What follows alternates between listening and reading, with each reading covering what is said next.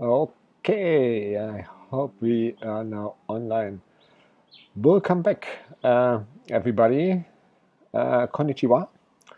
Thank you for spending time again with me. Today we will do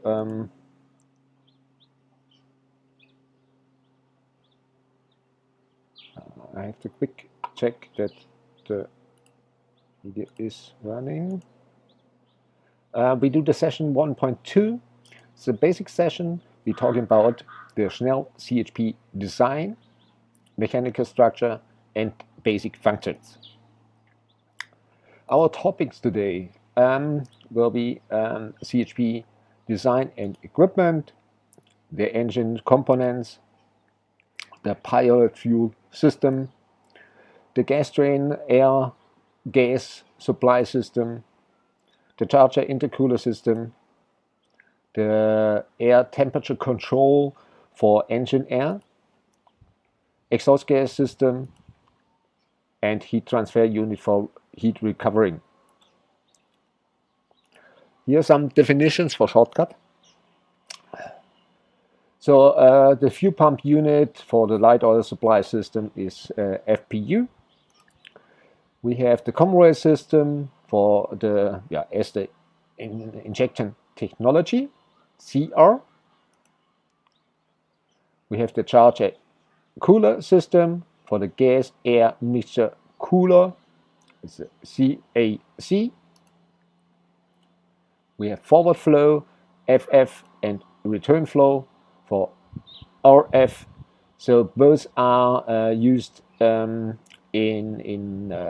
systems like water system, as well as fuel liquid systems like the common rail system.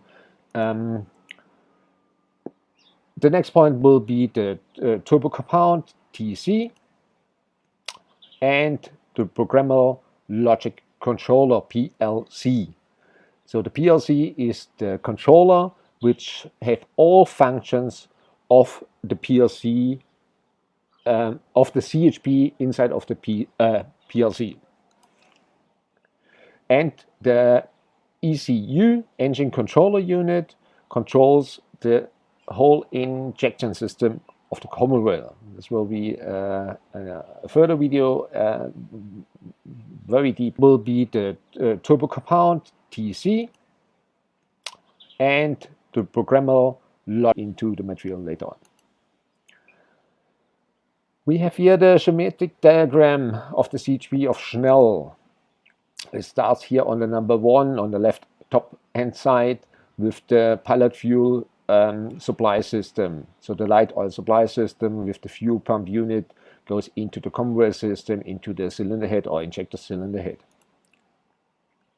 Number 2 here on the bottom, we have the engine oil system. So the engine, lubricant oil, and cooling engine oil cooling system, and supply to the turbocharger and so on. Number 3, the coolant water cycle to cool down the engine and supply the heat to the heat transfer unit, and then later on to the client or to the plant. Number 4, here on top, we have the 2-stage intercooler, charger air intercooler, to cool down the gas air mixture before it goes into the engine. Number 5, here the exhaust gas system. The exhaust manifold get out of the engine through the turbocharger, turbo compound, exhaust gas system like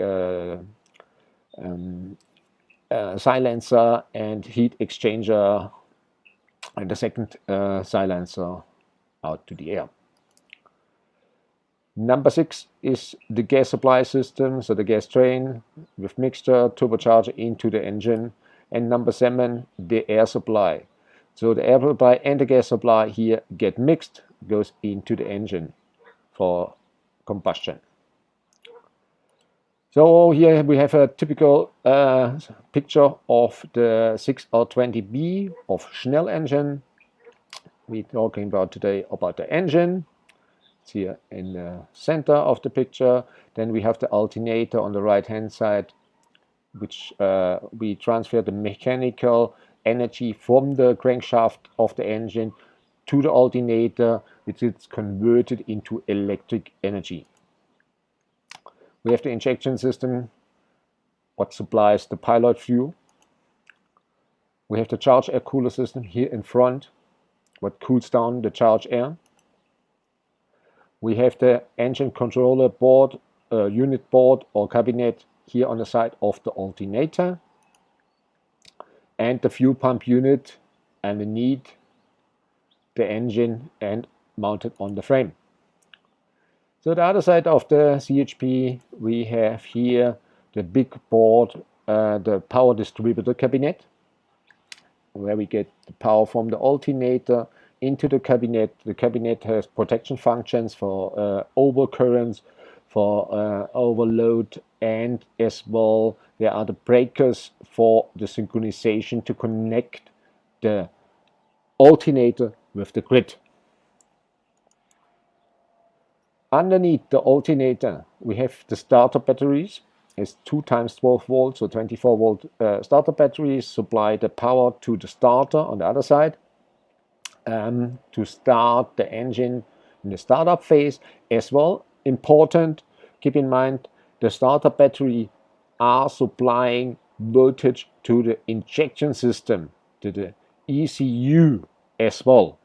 We will go into that deeper later on.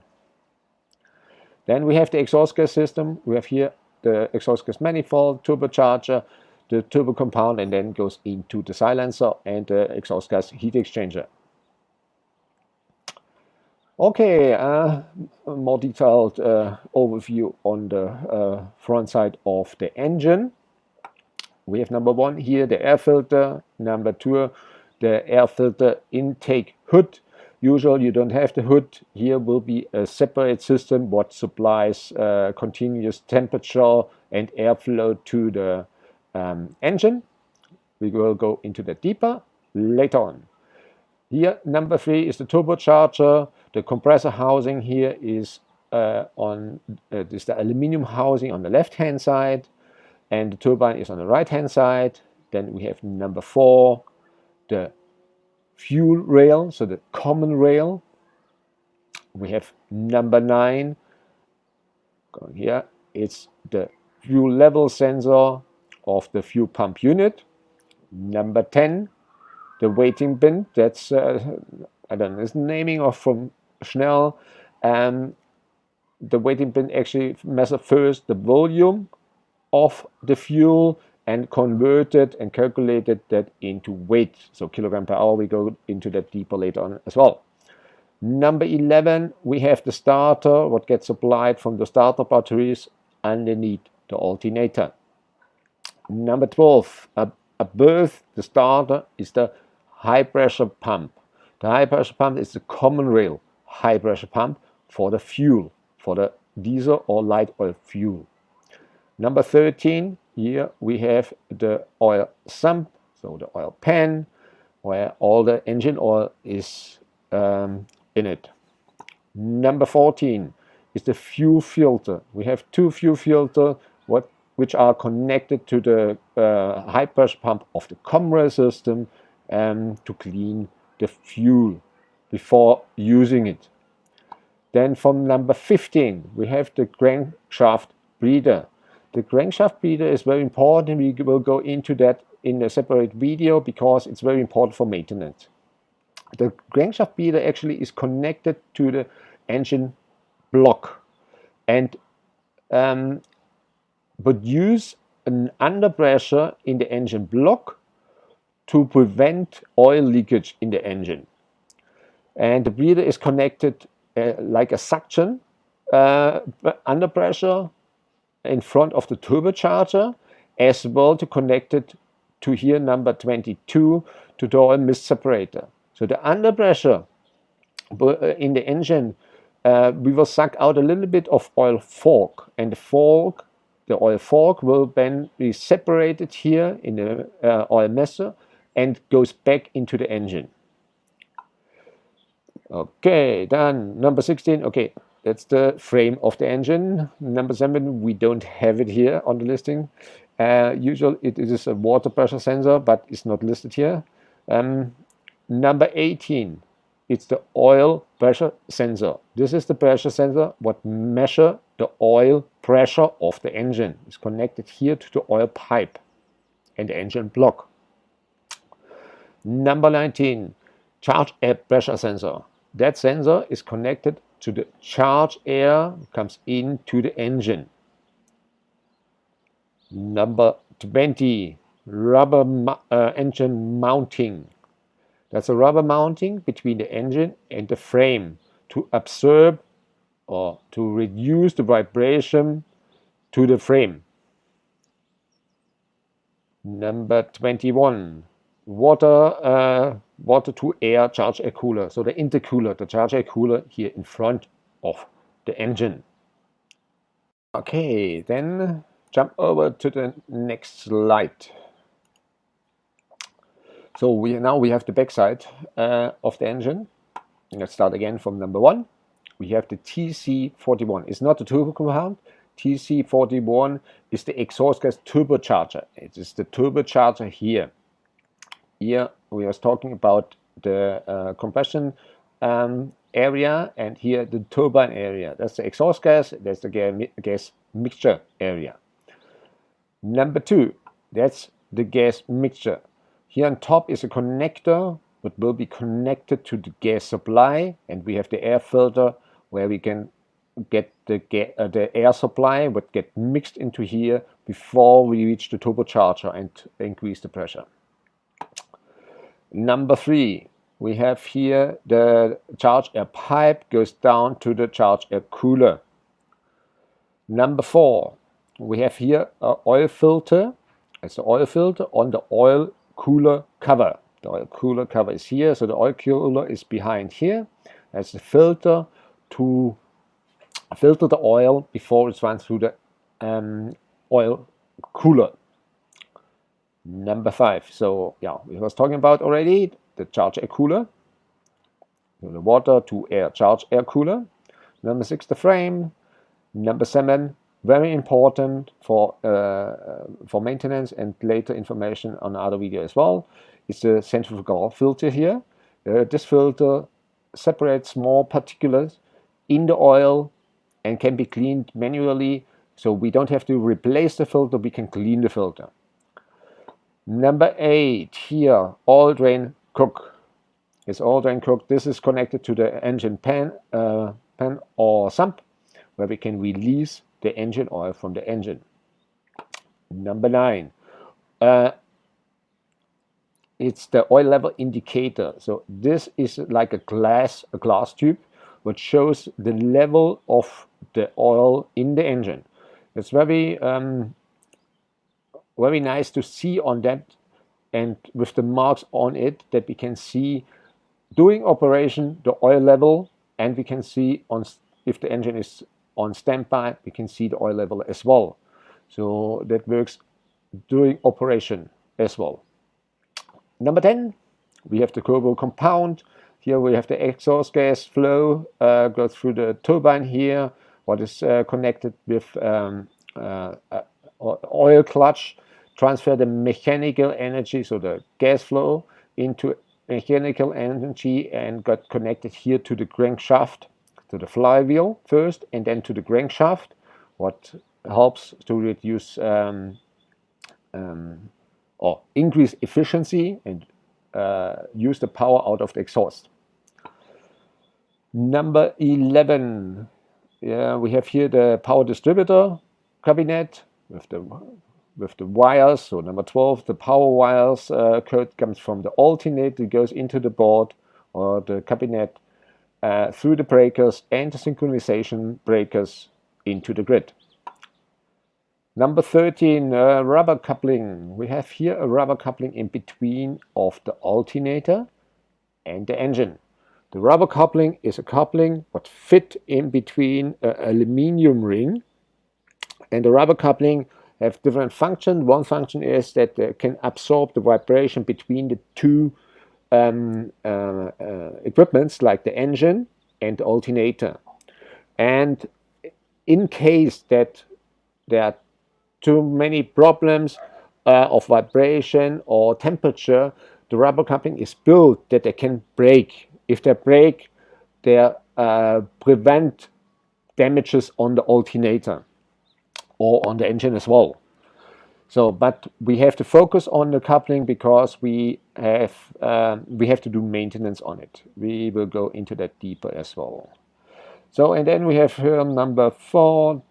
Schnell called it generator. The generator is the alternator. So this is the unit who transfers the mechanical energy into electric energy.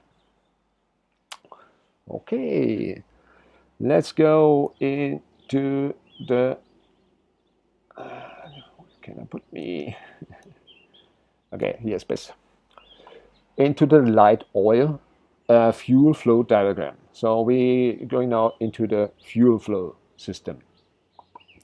We have here our fuel tanks supplied. This depends on the design of the plant, where you have the tanks. After the tanks, usual immediately must be a solenoid valve. This solenoid valve is an electric magnetic valve what is connected to the PLC of the CHP, which prevent that in case of a leakage that the tank cannot run empty and have impact on the environment. So after the solenoid valve and after the pipe, we will have the refilling pump for fuel pump unit. After the pump, directly a pressure sensor. We'll see it now on the pictures. With a filter string, with a 10 μ and a 3 μ filter. Then it goes into the fuel pump tank, where the level sensor is located to measure the level in the tank. So, and from the tank we have a forward flow.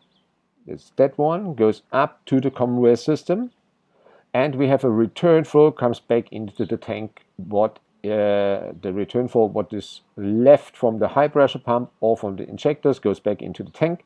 Important to know is that we have a non-return valve on the bottom. I show you on the picture. On the fuel pump unit tank in the forward flow. So, and in the tank we have the fuel level sensor of the fuel pump unit. Okay, let's go to the refilling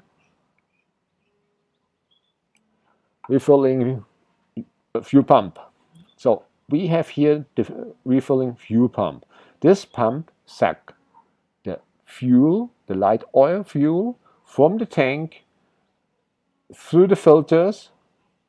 After the pump is a pressure sensor into the fuel pump unit tank on the other side.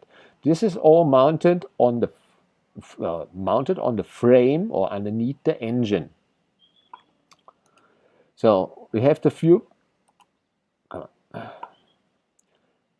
So the fuel pump here, the refilling pump, is to refill the tank if the tank reaches the low level. After the fuel pump, we have the pressure sensor. The pressure sensor measures the pressure in that pipe. So if the pressure increases, it's actually an indicator that the filter here and here is clogged. So it's an indicator of the quality of the filter system. So we have here the filter, and on the other side the fuel pump tank what we refill. From the filter we go through that pipe into the red, that's a red fuel meter. The red fuel meter is connected with the PLC with a digital signal. So the digital impulse signal will be sent to the PLC, and we can use it for record of fuel usage of the CHP. At the tank on top we have that bent pipe here. That's an overflow pipe. In case of a problem that the pump supplies fuel and that nothing gets damaged, the overflow release the fuel out of the tank if it's overflowing. Goes into the frame underneath here where we have installed a level sensor, a liquid sensor, which measure if there is a liquid, doesn't matter what kind of liquid, in the frame underneath, and will stop with the arrow the CHP. Inside of the tank we have a level sensor which measures the level of the fuel in the tank. We have some with the blue with gray caps here, and the level sensor goes into here, into the tank.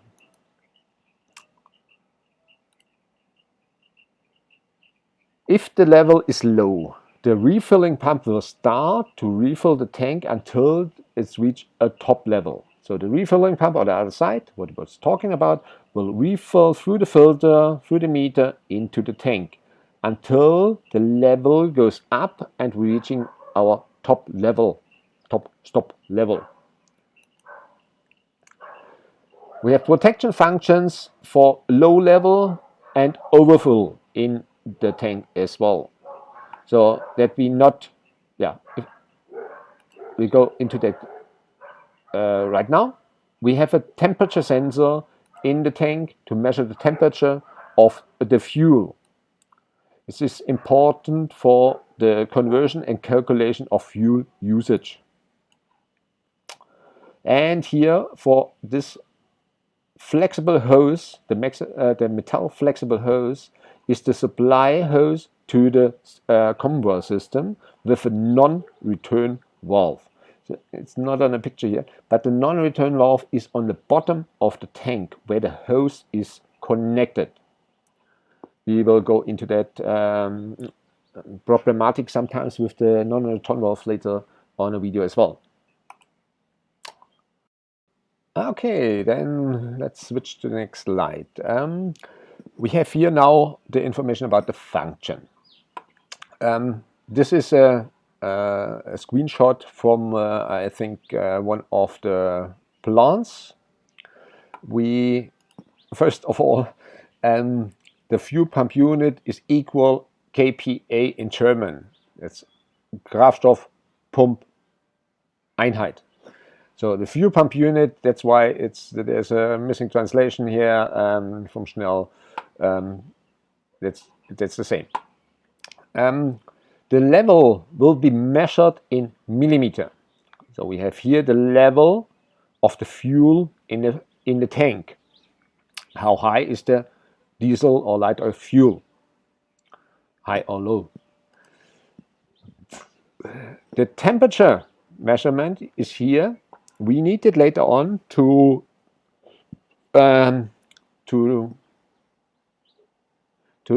do a compensation of calculation to transfer volume into weight, to use it as kilogram per hour. I will come to it later as well. So we have a temperature sensor where it measures the temperature of the fuel.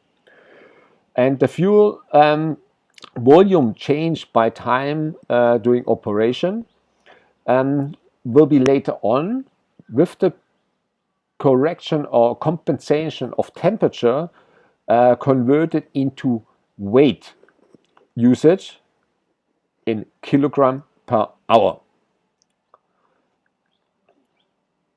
So, and the measurement of kilogram per hour usage will be used for the injection fuel control, so that we always control, so Schnell always control the exactly